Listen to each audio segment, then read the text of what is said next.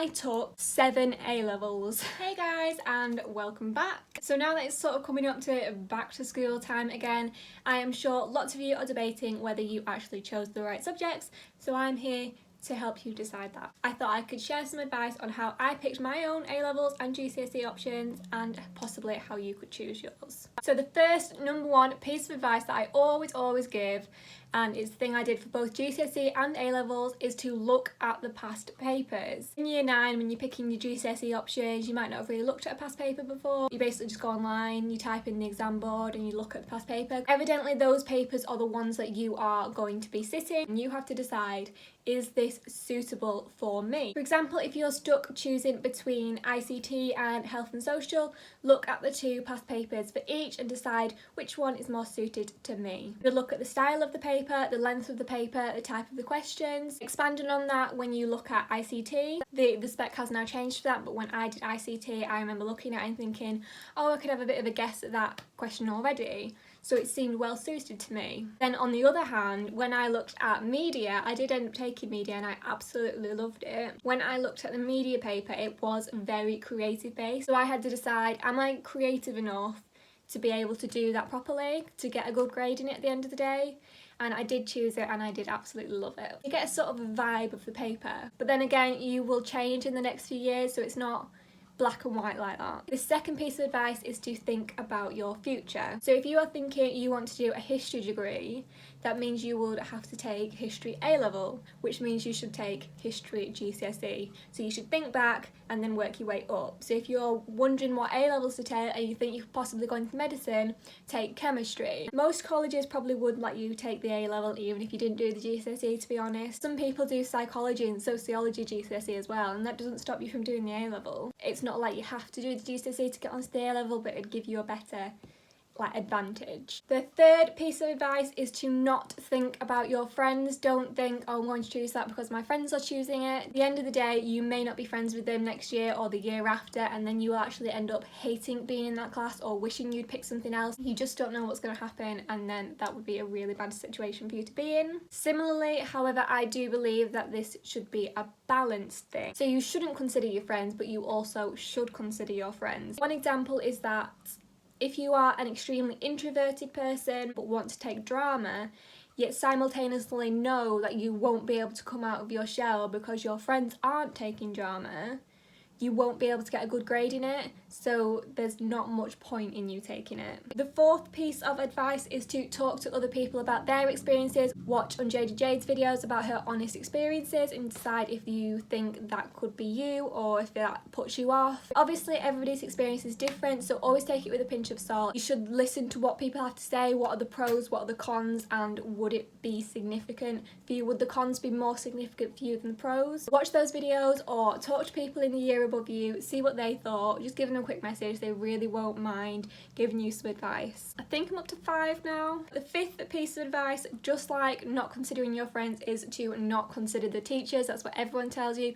Don't consider what teachers you will have or what teachers you won't have, because that could change. That changed for me. I took media because I really liked my media studies teacher, and then he left after the first term and I got stuck with another teacher for the next 2 terms, and then we had to redo all of her work because she was absolutely useless, was not qualified, and had no idea what she was doing. So basically had to do all 3 pieces of coursework in year 11 when we should have done it over 2 years. Don't consider your teachers. It could change, they could leave. However, do consider your teachers. Again, it's a balance. If you know that you don't have a good relationship with them, you're not going to get on with them, then you're not going to get on well with that subject. And if you haven't got a good relationship with your teacher, especially at A-level, you are not going to be able to get a good grade in it.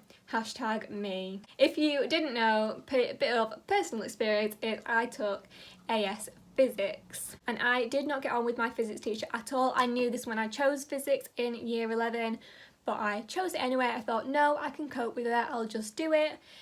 No. I did not like my physics teacher did not like me, and she ended up forcing me to drop the subject even though I was very much capable of it. And then I ended up having to take chemistry, so especially A-level, if you know you're not going to get on with your teacher, you could basically end up wasting like 4 months of your life. So I just I wouldn't bother. So there's a balance there. So in that instance, you should consider your teacher, because that was just a massive waste of time for me. But then on the other hand, you shouldn't consider your teachers. So one example from my life is I was absolutely terrified of my GCSE maths teacher, and I knew she was going to be teaching the A-level.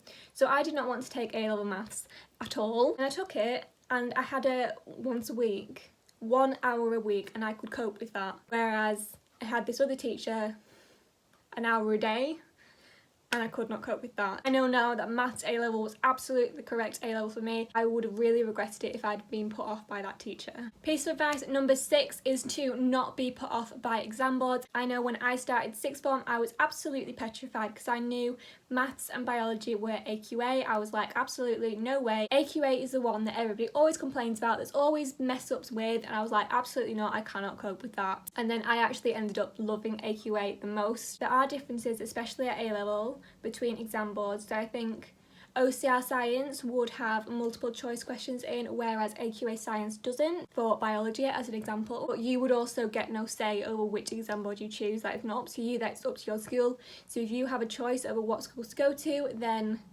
possibly consider which one based on exam boards, but you would get used to it once you started the course, so it's not the be all and end all again. Piece of advice number 7 is to consider your GCSE results for when you are picking your A-levels. As an example, you might not do that well in maths GCSE and you'd be like, I really want to take maths A-level, but I'm not happy with my maths GCSE result, therefore I have lost my confidence and don't want to take maths A-level anymore. That is absolutely fine. If you've lost your confidence, as bad as that sounds, don't go for the A-level. If you haven't got the confidence in your ability, don't go for the A-level. Piece of advice number 8 is to not stress about it. Especially when choosing your A-levels, it is perfectly acceptable to take a gap year between 11 and 12. So if you are not happy with the subjects you chose, you can always resit year 12, and there is absolutely no shame in that. Piece of advice number 9 is to think about this properly. It's a big decision at the end of the day, so give it good thought. And then finally, piece of advice number 10, the most important thing I am going to tell you ever. I took 7 A-levels. You know, you probably have like open days, trial days, where you go to sixth form for the day and you take like taster lessons of the subjects you would want to choose, and they are always fake.